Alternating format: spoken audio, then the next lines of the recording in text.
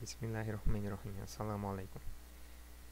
Então, neste vídeo eu gostaria de falar sobre um fato, né, que é um fato desagradável referente à Bíblia, a utilização da primeira pessoa, o discurso em primeira pessoa. Isto descaracteriza uma revelação divina. Por quê? Primeiro porque uma revelação divina não possui palavras de homens, né? São palavras de Deus que chegam para os profetas. Os profetas não falam da própria boca, eles falam aquilo que Deus revelou para eles. Então, eu vou ler um trecho aqui do Evangelho de Lucas que vai ficar claro que não se trata de uma revelação de Deus, uma escritura sagrada, porque obviamente, claramente aqui a gente percebe que são palavras dele, né?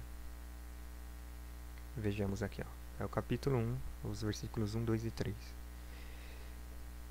Versículo 1. Muitas pessoas já tentaram escrever a história dos acontecimentos que se passaram entre nós.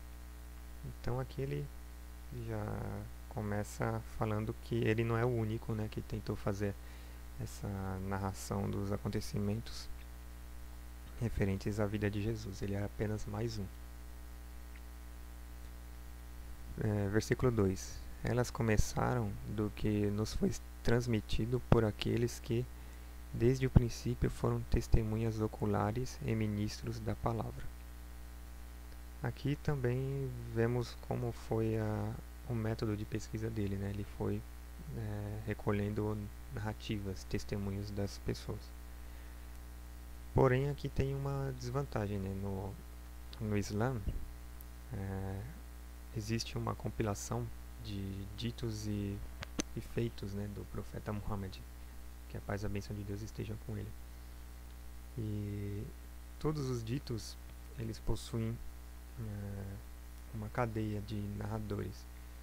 X disse que viu Muhammad fazendo isso ou falando isto, ou X disse que Y viu Muhammad fazendo isso. Tem uma cadeia de transmissão.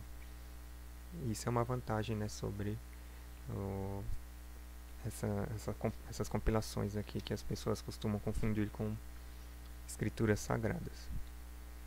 E no Islã tem essa divisão claramente, né? A gente vê a escritura sagrada, que é a revelação de Allah subhanahu wa ta'ala, que é o Alcorão, e a Sunna, que são os relatos da vida de Muhammad, e que ele disse e o que ele teria feito, né? Então, essa divisão. Aqui na Bíblia a gente vê resquícios de escrituras sagradas, né?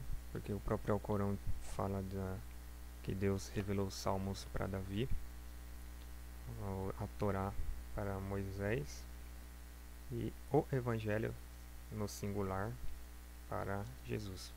Então, como Jesus recebeu o Evangelho, não tem sentido falar Evangelho segundo Lucas, segundo Mateus, segundo Marcos, etc. E também a maioria dos livros bíblicos restaram apenas traduções para outras línguas, como o grego, por exemplo. Então, quando a gente pega uma Bíblia aqui em português, a gente não pode falar que isso é a palavra de Deus. A gente fala que é uma tradução de uma tradução de um livro que muitas vezes não foi revelado por Deus. Tá? Então, o versículo 3 diz assim: assim sendo, após fazer um estudo cuidadoso de tudo o que aconteceu desde o princípio, então ele declara mais uma vez, né, que isso foi um processo humano, ele teve que estudar, teve que pesquisar. Também eu decidi, olha aqui, ó, eu decidi, o verbo em primeira pessoa singular, eu decidi. Então, aqui não tem nada divino, né? Tem uma inspiração religiosa, mas não é uma revelação de Deus. Não é uma coisa que vem de cima para baixo, é uma iniciativa própria dele. Aqui, ó, eu decidi escrever para você uma narração bem ordenada, excelentíssimo Teófilo. E aqui mais uma coisa que vai a favor dessa tese de que este não é um livro sagrado, porque ele escreveu uma carta para o Teófilo. Então, isso aqui não é para mim, não é para a humanidade, é para o Teófilo, né? Isso é uma diferença clara, né, entre, por exemplo, este Evangelho de Lucas e o Alcorão, porque o Alcorão fala claramente que esta é uma revelação de Deus para a humanidade ou para os mundos. E para finalizar, eu gostaria também de abrir aqui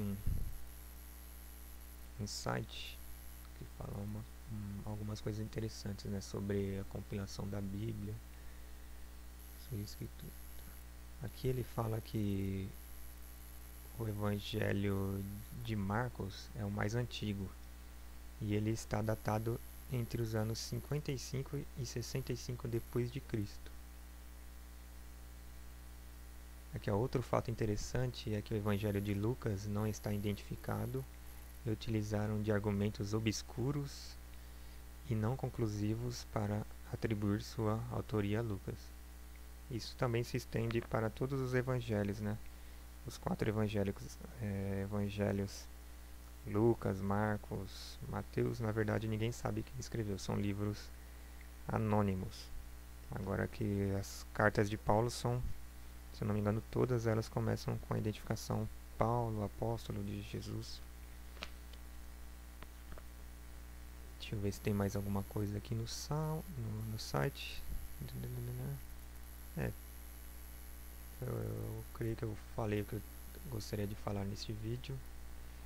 Até a próxima, inshallah.